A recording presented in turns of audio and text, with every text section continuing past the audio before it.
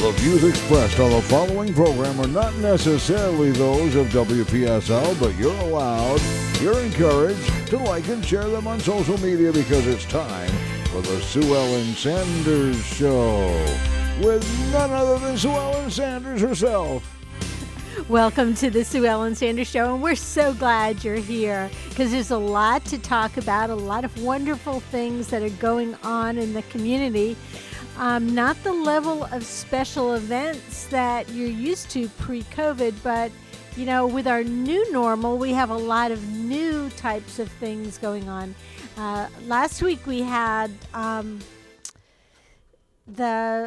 Stacy from Big Brothers Big Sisters here talking about their virtual trivia games and virtual bingo that they're doing as fundraisers. And she was really a great example of how, because she has a young, enthusiastic team, they came up with ideas that were out of the box. And Will Armstead is here with me today, and he is the CEO of the Boys and Girls Club of St. Lucie County.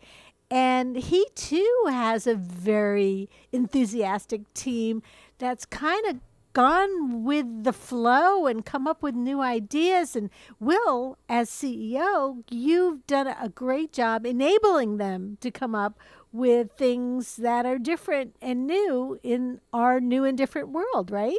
Absolutely.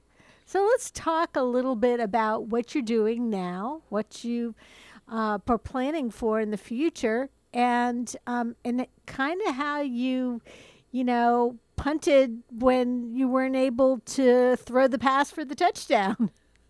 That was a good analogy. I like that. I'm all about the ball. Well, first of all, thank you for having me on your Sue Ellen show. I really appreciate that. And thank you for your time on the board of directors with Boys and Girls Club. Yes. You spent a lot of years with us, so I did. That was also awesome. And but you're right. With the new normal, the team has had to come up with some innovative ways to still keep people engaged without them necessarily being in the same room. And so that's a tough thing to do. We all know that now. It's tough. I mean, we could talk throughout your show of some of the other things that we've done, but the chili cook-off definitely was not my idea.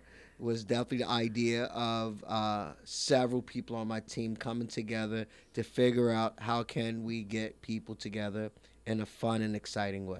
Well, let's start off with, the original chili cook-off, which happens usually the second week in July every year, was, of course, planned for the second week in July this year, July 11th.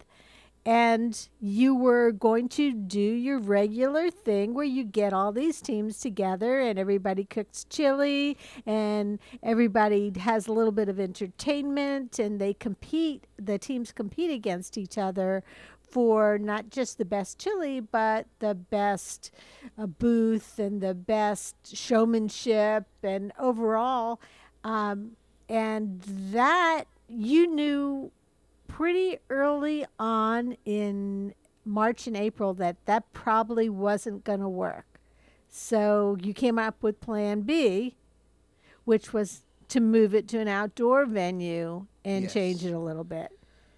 So you're right. We, over the last couple of months, we didn't know what we were going to do, and we had to kind of get we have the committee that's being chaired by very own Richard Del Toro, Assistant Chief of Police of Port St. Lucie.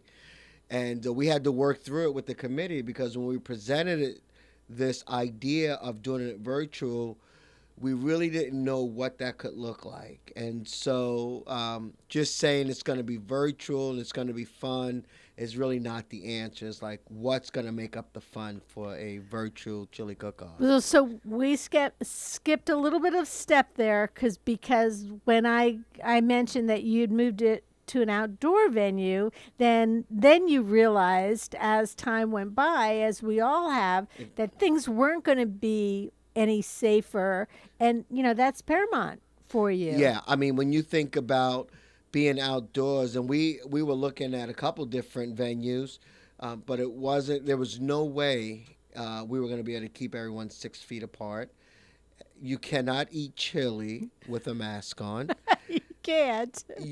So the fun would not have been there. So then you moved to plan. Then we made the I'm going to C. say C plus is where we moved to, because we were just looking at different venues Yes. and how could we even do some partial in person. together in yeah. person and the other half on virtual. And then we just finally said, we just need to do this thing virtual and we need to make it a family event, because that's what the Chili Cook-Off is, right? It's about getting families. And a lot of times at the Chili Cook-Off, a lot of folks haven't seen each other since the last time we had our Chili Cook-Off. That's true. So we had to be able to put something together that was going to allow people to still be able to see people. And you're also dealing with now by 4 or 5 months in, people have I'd like to refer to it as Zoom overkill, because we've spent the last 4 or 5 months doing all of our meetings and everything virtually. And so whether it be through, Team or Zoom or whatever, you couldn't just have a view to what you were doing. You had to get people involved and interactive in order to get everybody's attention. And you guys have done that in a big way. Well, first of all, when you think about this whole Zoom thing, I actually kind of like it to a degree. It's a lot. It seems like I'm working a lot harder because I don't have to travel from space to space. It seems like our meetings are like double right now. But the Zoom and doing it from a chili perspective I think it's going to be the best chili cook-off we've had. Awesome. Like I don't even want to tell you everything that's going to happen, but we've been videotaping people. There's going to be some fun activities happening. We're going to see a lot of people that you and I know and a lot of folks know. But the cool thing, you'll be able to do it from the comfort of your home. And for those families that would normally come together at a chili cook-off, they will still be able to stay together. They can make their own chili, and they can have a lot of fun. They can make a party out of it. And it'll kind of be like sitting around and watching an entertainment show. It's going to be because entertaining. because you're going to see everybody having fun. I just went through a weekend of a full day of a Zoom seminar, and then also a baby shower in the middle of it. And I've played bingo virtually. I've played trivia virtually. I've played bunco virtually. Wow. And it's amazing what you can do. But, you got to keep it moving. You got to keep it exciting. You got to bring in, different people and different things and surprises. Like you said, surprises. And that's why I'm not going to tell you the surprises, because there's going to be so many like really cool things. And we think even in our future that while we want to get back to the person-to-person chili cook-off, we think that there might be some opportunity to do some online stuff as well.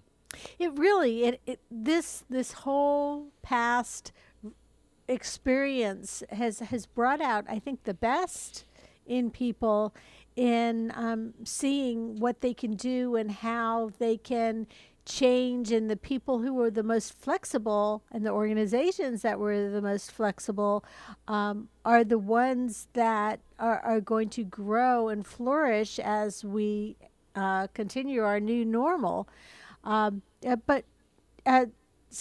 how do teams participate in the chili cook-off now? Do you have to have already signed up? How are you going to do this? So right now we have, I want to say, somewhere around 12 teams involved, which is pretty cool for this being our first virtual. We have 12 teams, and we also have 21 individuals that are a part of this. So I'm an individual. So we're all trying to raise money for what we do with the Boys and Girls Clubs. But there are going to be some people that are cooking chili on that night. So the whole premise of this is really to share with the community some of the great things that has happened over this last 6 months in really over the last year. But when you think about the last few months, this is going to be an opportunity for us to share some of the great things in our community. That's awesome, and of course, it's not obviously going to be in July because when you're listening to this show now, it's playing the weekend after we record it, and so it's officially August. But you are going to be doing this on what date? It is a Friday night or a Saturday? It's going to be a Saturday. It's going to be Saturday on night. August 8th at Okay. 6 o'clock. So people will have time to at 6 o'clock. They can be fixing their chili, or they can be getting ready to serve their chili. How do you sign up now if you haven't already signed up? Well, you can go to our website, www.bgcofslc.org, and you can click on the link, and it'll give you all the instructions, whether if you want to be a team, whether if you want an individual, all the instructions are there for you. Are you going to have awards like you've had in past years, or are the awards changing too? The awards will change a little bit. So we'll still have Miss Little Chili Pepper. We'll still have some other things, some best chili, because there are some folks that are going to be making chili. And then there's some other activities that are happening too. Well, how are you going to judge the best chili if it's virtual? You're going to have somebody picking them up? Here's the deal. If Melanie was here, she probably could answer that question for you. And I can't answer that question. I mean, that's a really decent question, it's right? a really good question. You're going to have somebody going around and picking up everybody's chili. Well, it won't be that way because it really is a virtual chili cook-off. Okay. But there are some people, like I know like last year's, let me rephrase that a little bit. I know that last year's chili winner will be demonstrating their chili this year online. And making it the same way they did last year? The same exact way. And they will be sharing their recipe with the rest of the county. And then there's some other folks that are going to be cooking chili. We got kids, like today, we got kids at Mariposa that are cooking the chili. They're cooking some chili. And we're going to have like chili eating contests. There's all kinds of, just a lot of, see, you're going to get me to start telling you all the great things. I think you just wrote me into something.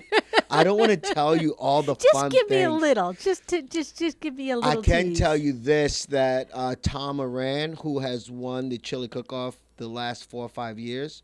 For best chili. For chili eating contest. Oh, he will still be a part of it. Okay. And people will have an opportunity to compete against him online so they can have their chili and try to beat his time while he's eating his chili. So this might give people an opportunity to figure out how they could design a chili bowl that empties into something. Exactly. And use their smoke and mirrors. Exactly. There's ways. I can't wait. It's going to be fun. I can't wait. It's going to be an hour long, so it's going to be just enough time to get people really engaged at what we do. And we know this, Sue. You was on the board. While it's about the chili cook-off, having fun, getting people together, but it really, more importantly, is about what we do in terms of supporting our youth in our community.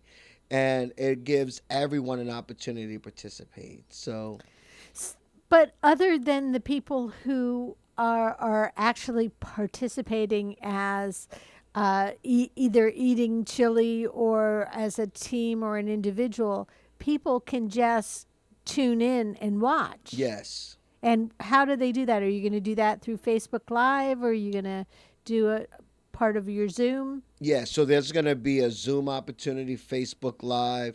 We're going to be sharing next week. We have a professional company that's putting this whole package together for us. We're going to share all the ways next week of how people can participate on this night. That's awesome. We were talking about the silver lining for that as time goes by. We're going to be coming up with some more silver linings. But that's one right there that companies have been able to market themselves to put together virtual events like this. That's right. Yeah, so it's a whole new world, a whole new industry of competing and playing and running and doing all sorts of things in a virtual manner. No, I agree with you. And you said this earlier. You said, you know, those companies or organizations that are willing to be flexible in their approach to their business, those are the ones that are going to be successful. So we've had a camera guy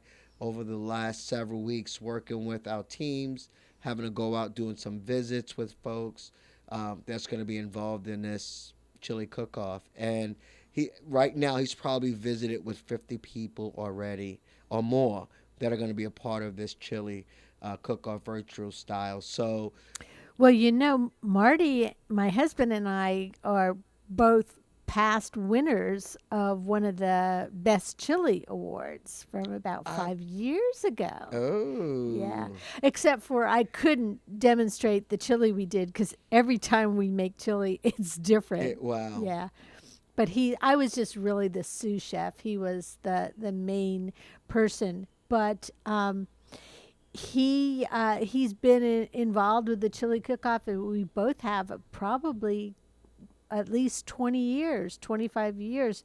How long has the chili cook-off been around? It's So like, we're this year will be 38 years. This will be our 38th. It won't be Boys and Girls Club's 38th, right.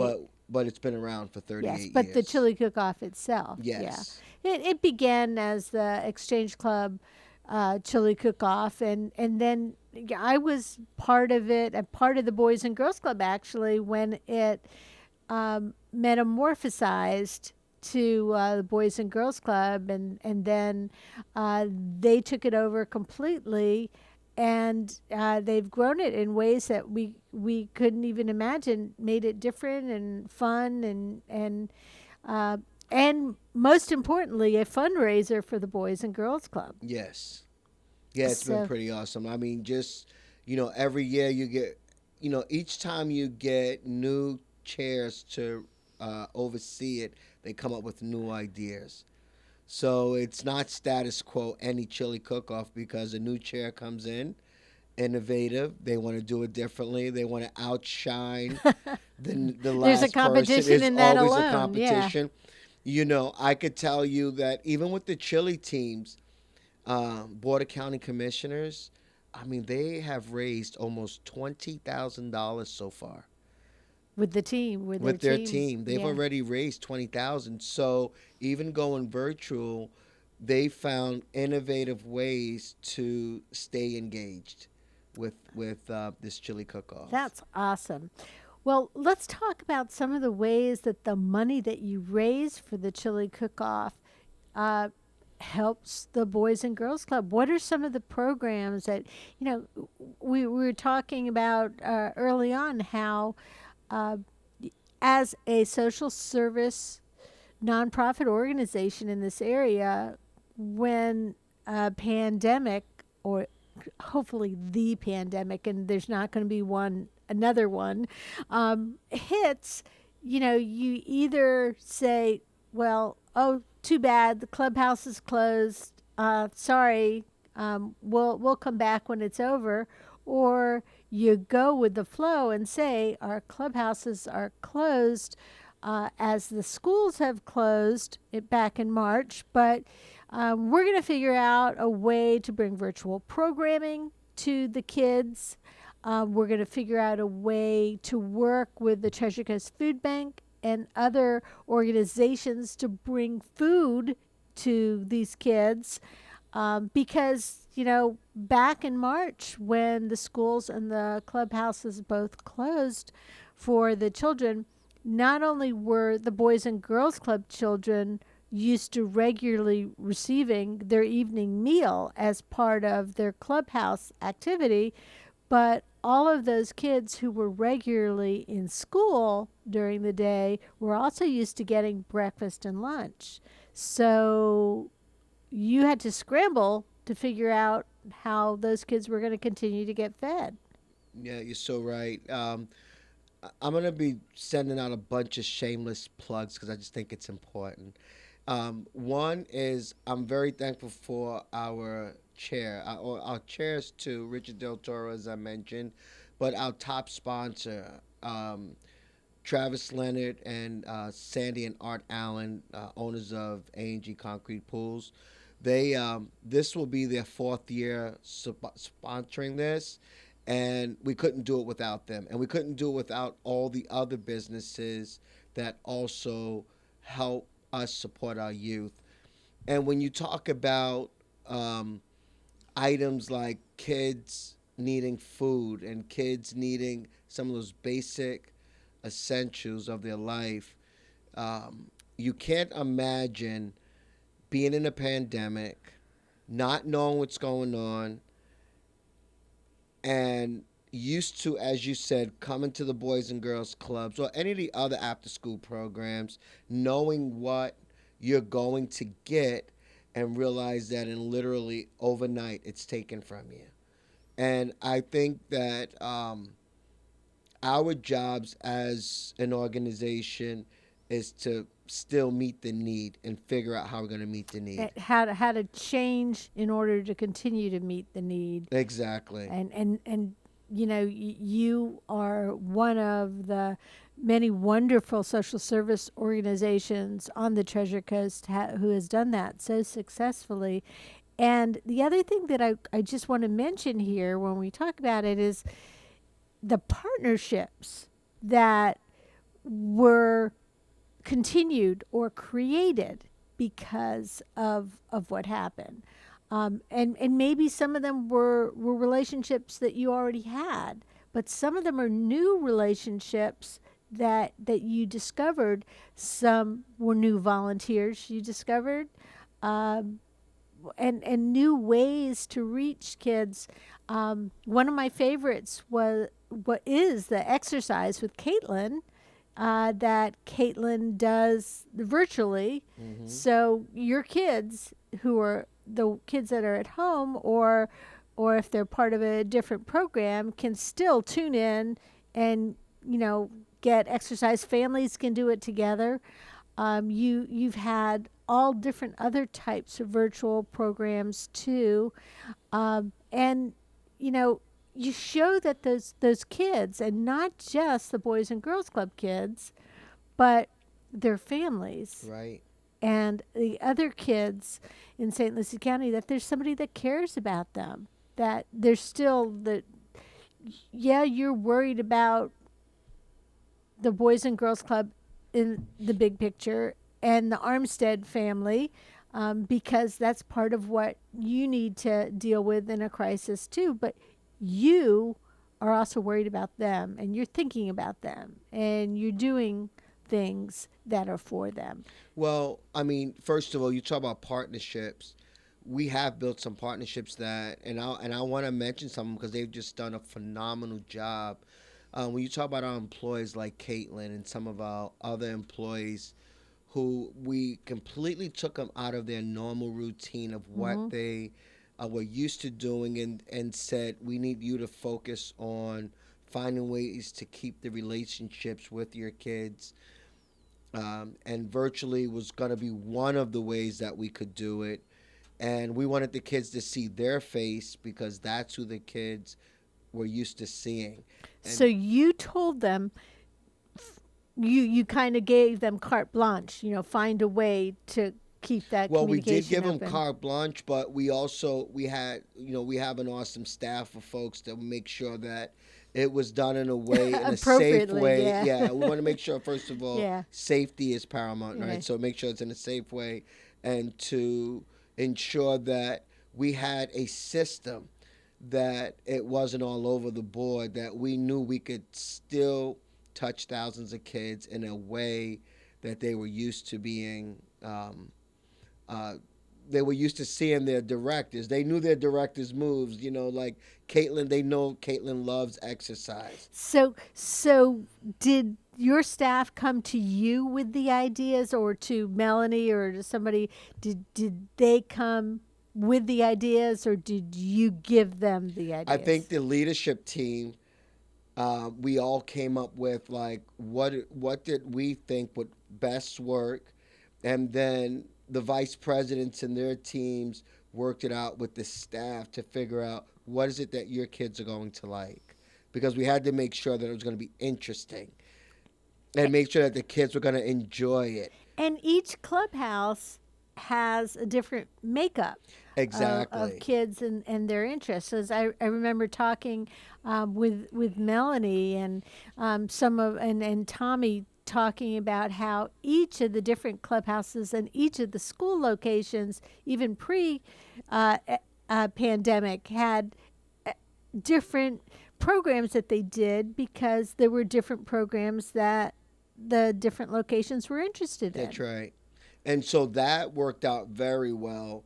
And so we did a lot of programs, but we also did programs with other people throughout the community so that they could bring, I believe one's called Harbor Branch. We did some other wildlife type um, virtual tours for the kids so that they could understand just what's going on out in their community. So it wasn't just our staff doing it. We invited a lot of folks to come in. And I tell you, I enjoyed watching them. My kids enjoyed watching the programs. And we even did some dance parties for the kids. They would be like 10, 15-minute little dance parties, but you could see that the kids were having a good time. And so you did those like Zoom, and you Zoom got dance to see parties. everybody dance. Exactly. And then, for the Boys and Girls Clubs as a state, I know Tommy was part of doing a virtual collaboration with across the entire state so that we could have a collage of um, different countries, and kids could learn about China, they could learn about the United States, they could learn about Brazil. So there was so many really cool things that kids could learn. And then we still put some of them out every now and again because once summer started, we actually took kids into the clubs. So this at the beginning of the summer, the last time we had Melanie Wiles on, she was talking about they were just getting ready to start the new Boys and Girls Club camp activities that were at the Mid Florida Event Center. Yes. It's really hard thinking of it as the event center because I mean it's new and there weren't a whole lot of events at the time that you came back in there. Right. But she talked to us about how you all planned it out and had everything divided up into small little areas so you didn't have more than a total of 10 people in each area. Yes. That not was but is an amazing partnership. When you think about private public partnerships, that's how you do it. There were things that benefited Boys and Girls Clubs, things that benefit the city of Port St. Lucie, but collectively we put our resources together to ensure that we were going to serve the kids in Port St. Lucie. So this was something the parents could sign up for on a weekly basis. Yes. But you filled up really quickly. Quickly, we did. And so we filled up quickly. What made that one so unique is that, in our neighborhood clubs, we're supported by the Children's Services Council, and we're supported by donations, private donations. This was not the same scenario. This would have been a cost to the parents, a big cost to the parents, in order to put on a program like this. And the community stepped up in a way that was just unbelievable. And so kids were able to go there with certified teachers. I want to say we have between 6 and 7 certified teachers. Kids that were in summer school were able to do their summer school virtually and with the teachers, certified teachers, and they were able to get that extra help with all the activities. We had people coming in. The cake lady came in, did cupcakes with the kids. Rush came in and did some activities with the kids. We had pizza. Guy brought in pizza, like a pizza oven to do. So there were so many activities that the kids could learn and enjoy at the same time, and it cost the parents $25 a week. That's awesome. Now, I know you started at the beginning of May, and so it started really well before the summer.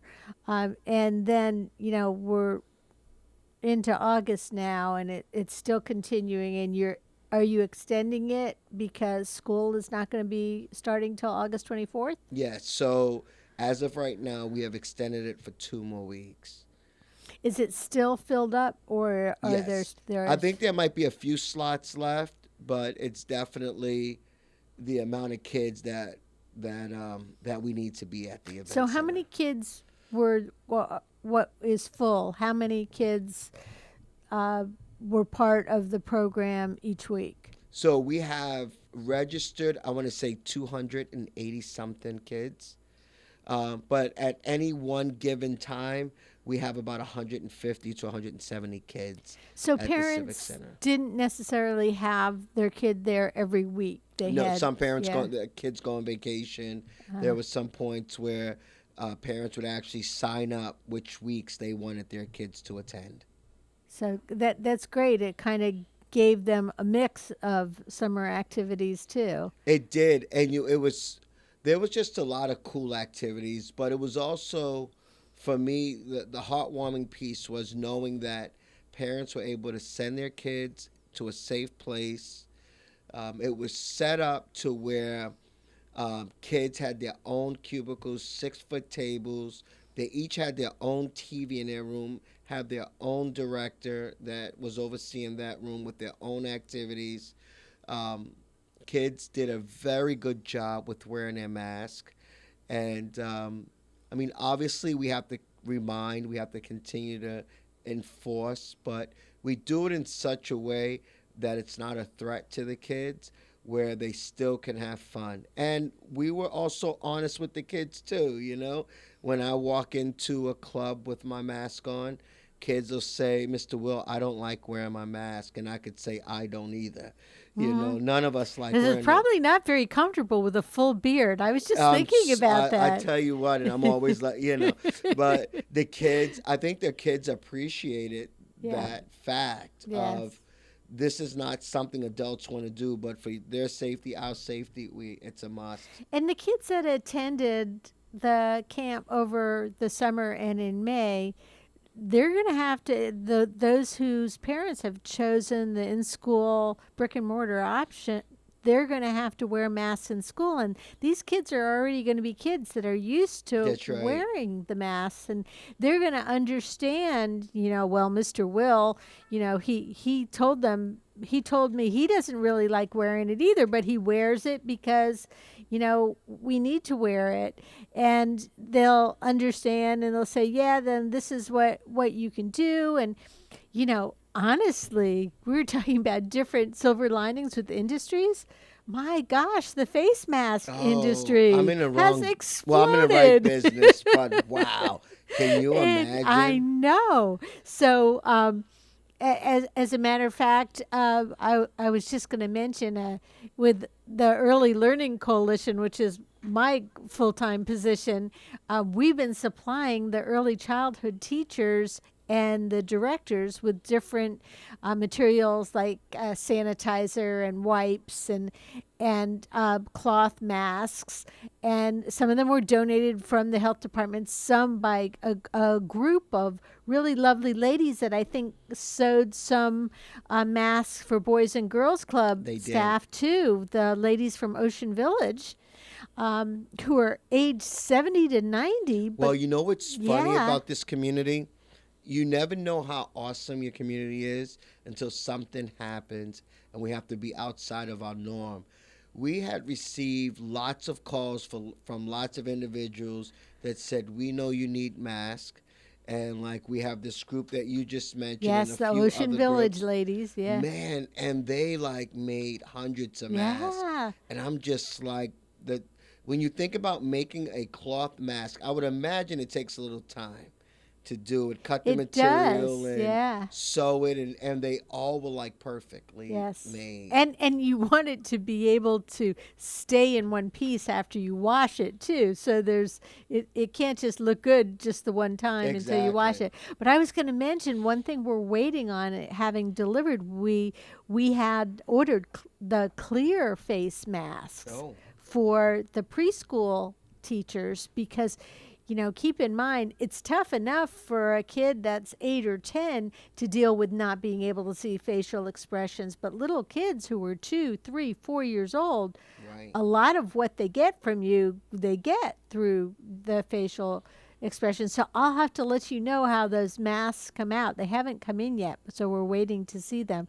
But, now you can get masks that have a print of your favorite football team or Exactly. baseball team or superhero and kid-size masks. And so it'll be more fun for the kids, hopefully, to have to wear masks. If you're going to have to wear masks, they might as well be an accessory.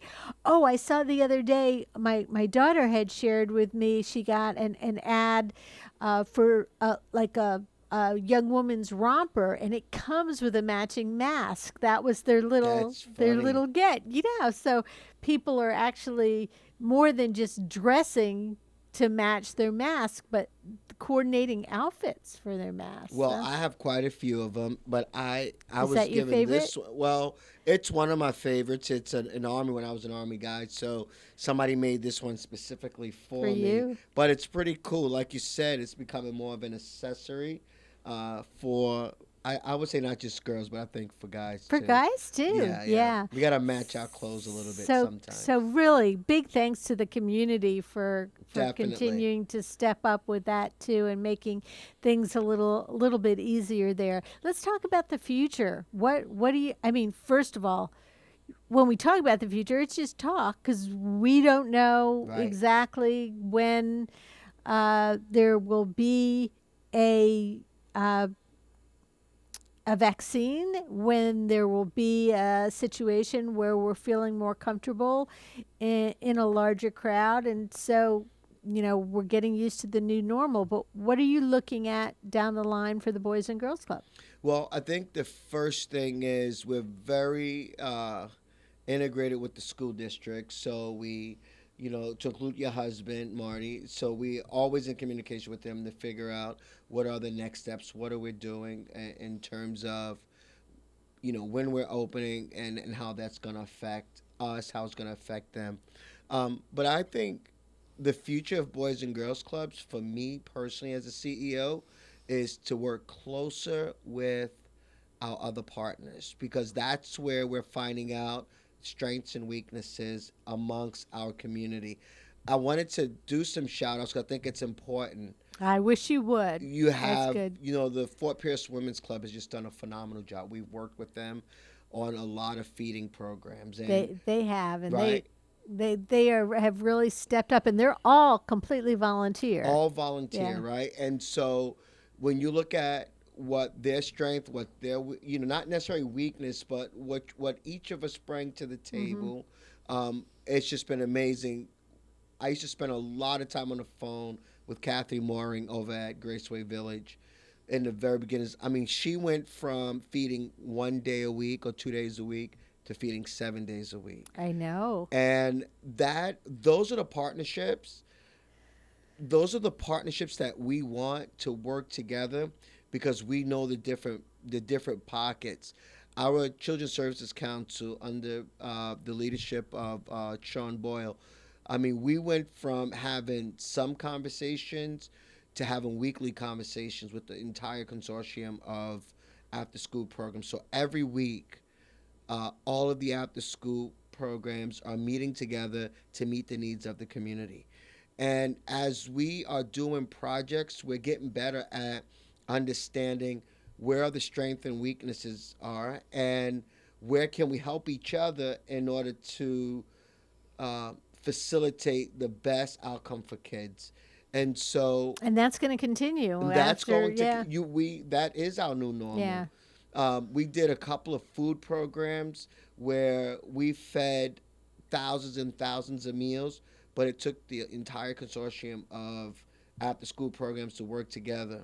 And we did hundreds at our location, and then they did hundreds at their locations of boxes of food, but we couldn't reach their people because why? We don't know their people. And so we worked together to make sure that everyone was given the same opportunity. And I thought the Treasure Coast Food Bank did an awesome job of getting out in the community. And they reached out to other organizations, including churches Yes. and neighborhood associations, and said, we would like to partner with you to hand out food.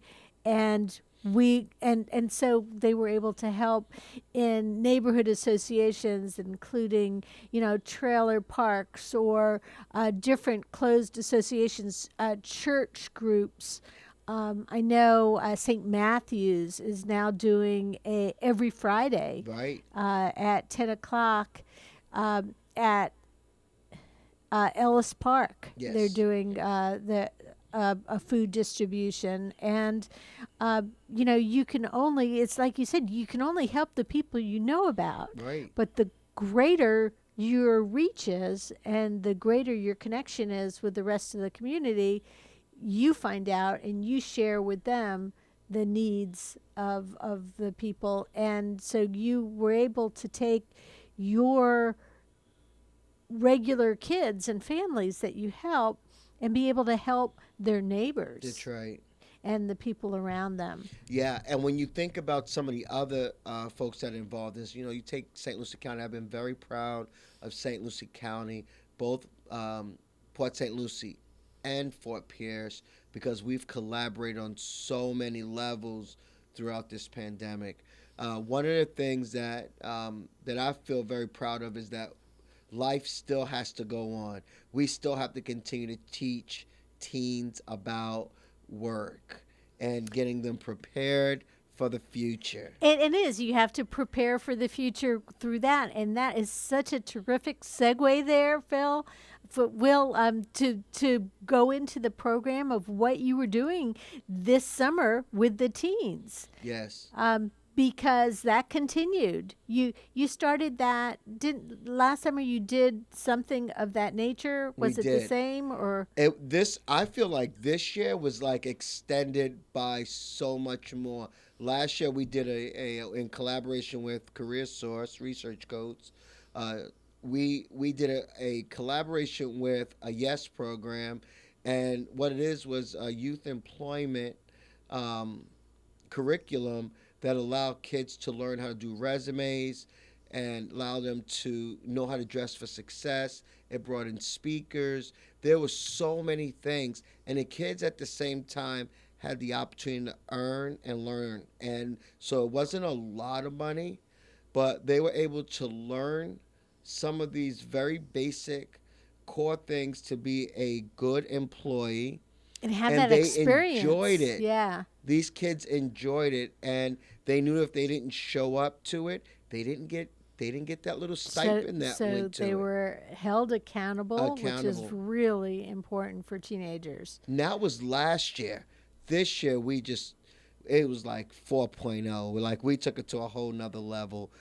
And so in partnership with Career Source in this county, and it's St. Lucie County Works, Career Source is going to get me in trouble. Brian Bauer. Brian Bauer, not Brian Bauer, but their program, their Summer Success program. Summer Success. Okay. And then out into the future, we collaborated all three of those, and we hired 50 teens that are working right now throughout the community.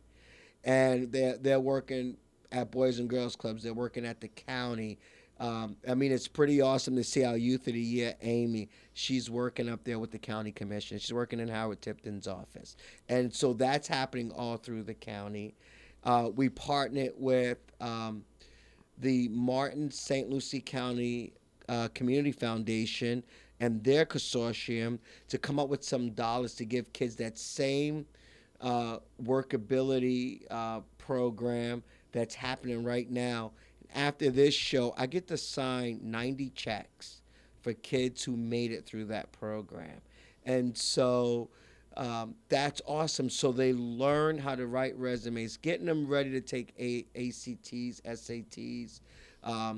We had lots of speakers coming in to talk to them about career explorations. We had lots of businesses.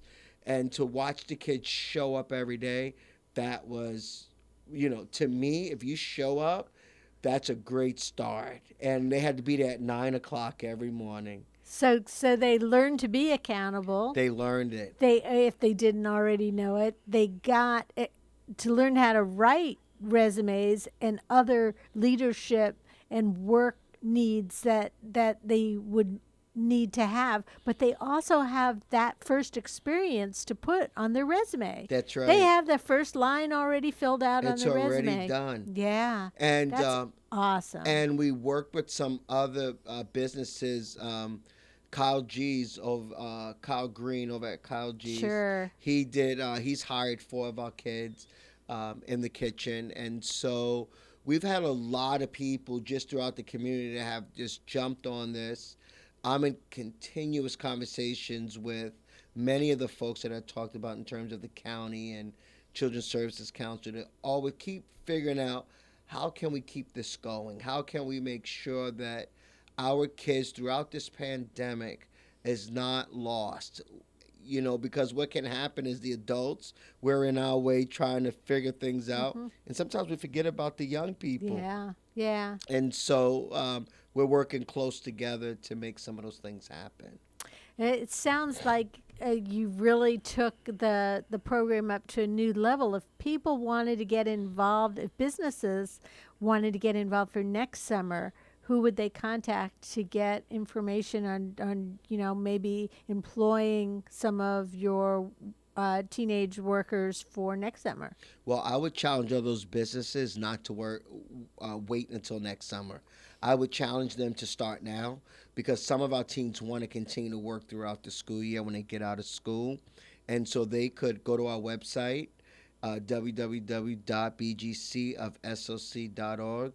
They could call us at 772-460-9918. They could reach out to me, Will Armstead. They could reach out to Melanie Wiles, who's the Chief Operating Officer. They could reach out to Jack Barrett, who is our Vice President of Development. Or they could reach out to Dr. Lagakis, who is our Vice President of Operations. And of course, you know Linda Soto, Yes. who is over our specialized services. They can reach out to her as well. And she did a phenomenal job with the kids this summer, giving them some carpentry skills. Kids were building walls. They literally... And that's what I was going to ask. So carpentry, so what are some of the skills that they, other than the carpentry skills, what are some of the other type of skills that they learned over the I think summer? kids learned how to paint. Kids learned how to organize. Kids learned how to clean. Kids learned some customer service in a variety of ways. Kids learned how to lead in their own way. There were a lot of those opportunities. And kids, I think one of the biggest things, they learned how to be responsible. Responsibility is one of the things that we wanted them to have focus on. So, and also, one of the things, a lot of times kids are learning things you're not necessarily teaching them, Right. as you well know. Sometimes that's good, sometimes that's bad. right.